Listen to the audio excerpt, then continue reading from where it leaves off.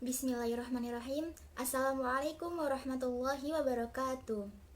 Perkenalkan, nama saya Sinti Halisa Tariana, NIM 211210029, kelas 1A Pendidikan Agama Islam di UIN Sultan Maulana Hasanuddin Banten. Di sini saya akan menjelaskan tentang hukum bacaan mad. Untuk memenuhi tugas ujian akhir semester mata kuliah tahsin yang diampu oleh Ibu Rita Desturiana SAGMA sebagai dosen pengampu mata kuliah tahsin. Bismillah. Jadi yang pertama kali harus kita ketahui, apa itu mad? Arti mad sendiri ialah memanjangkan suara ketika membaca huruf mad. Menurut bahasa, mad artinya tambahan.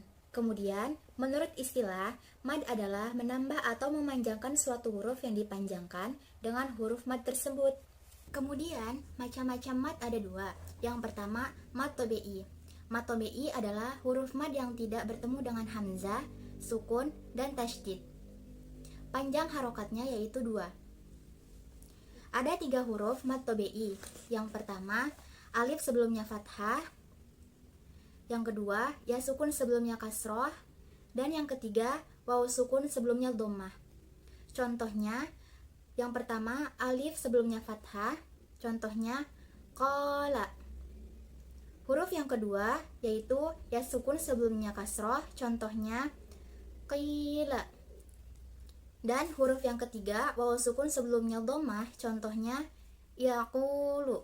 Kemudian, ada juga hukum mad yang semisal dengan mad tobe'i. Ada 5. Yang pertama, mad badal. Yang kedua, mad iwad. Yang ketiga, mad silah qasiroh. Yang keempat, mad fawatihus suwar. Dan yang terakhir atau yang kelima yaitu ada mad tamkin. Mad badal ini juga bisa disebut dengan mad pengganti. Contohnya, yang asalnya a'man diganti menjadi aman. Panjangnya 2 harokat. Aman. Kemudian ada mad iwad. Mad iwad adalah mad ini terjadi bila ujung kalimat yang berbaris fathah 2 atau tanwin fathah dihentikan. Panjangnya 2 harokat. Contohnya, yang awalnya aliman dihentikan menjadi alima.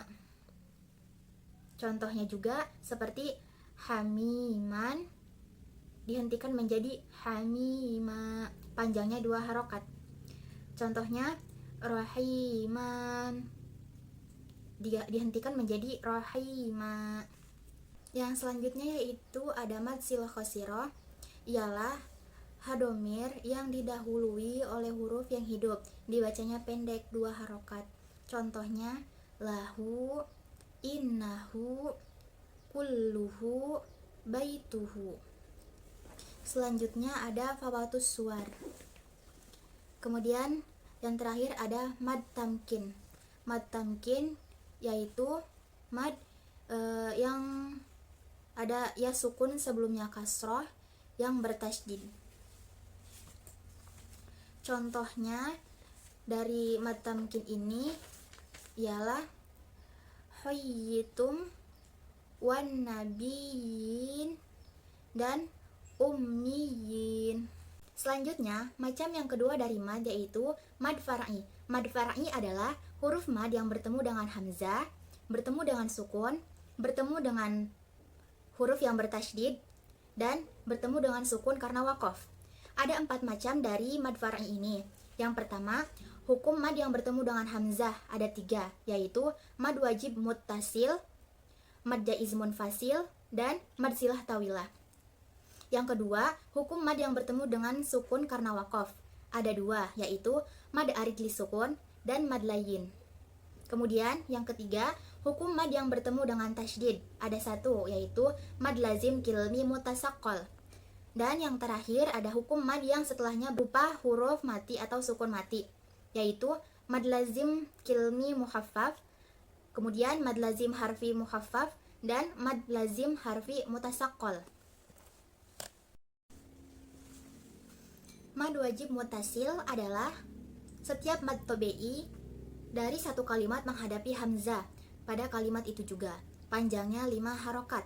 Contohnya, jaa. Contohnya lagi, sama. Contohnya lagi, bina. Selanjutnya ada mad jaiz munfasil. Ialah mad tobe'i bertemu dengan hamzah pada kalimat berikutnya. Contohnya, inna anzalna. Contohnya lagi, inna a'tayna.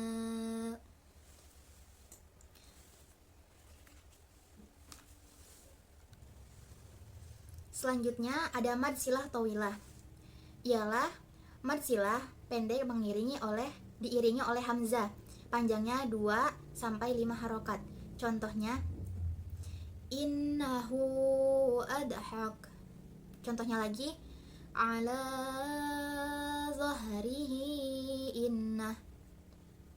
Contohnya lagi, malahu idza taradda. Mad badal ini juga bisa disebut dengan mad pengganti. Contohnya seperti kalimat aman diganti menjadi aman. Panjangnya 2 harokat, yaitu aman. Selanjutnya ada mad iwad. Mad iwad ini terjadi bila ujung kalimat yang berbaris fathah 2 atau bertanwin fathah dihentikan. Panjangnya 2 harokat. Contohnya, yang semulanya aliman dihentikan menjadi alima. Yang semulanya hakiman dihentikan menjadi hakima. Yang pertama, hukum mad yang bertemu dengan hamzah. Selanjutnya yang kedua ada hukum mad yang bertemu dengan sukun karena waqaf, yaitu mad arid li sukun. Mad arid li sukun adalah mad tobe'i yang diiringi atau menghadapi suatu huruf hidup dalam suatu kalimat. Huruf panjang tersebut mati bila dihentikan atau diwakafkan panjangnya. Panjangnya 2 sampai 6 harokat. Contohnya, yang 2 harokat, bismillahirrahmanirrahim. Yang 4 harokat, bismillahirrahmanirrahim. Dan yang 6 harokat, bismillahirrahmanirrahim. Kemudian selanjutnya ada mad layin. Mad layin ini terjadi bila dihentikan. Jika tidak dihentikan, tidak jadi mad layin atau tidak ada mad. Panjangnya 2 sampai 6 harokat. Contohnya, haufu.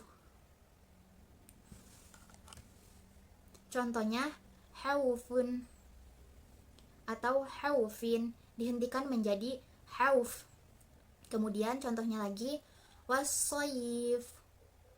Wassoyifun dihentikan menjadi wassoyif. Selanjutnya hukum bacaan yang bertemu dengan tasydid, yaitu mad lazim kilmi mutasaqqal. Adalah mad tobi'i yang diiringi oleh huruf yang bertasydid, panjangnya sampai 6 harokat. Contohnya, waladdallin.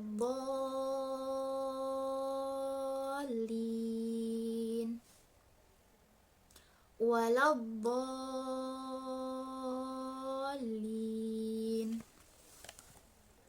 Selanjutnya ada hukum mad yang setelahnya berupa huruf mati atau sukun asli, yaitu ada mad lazim kilmi muhaffaf.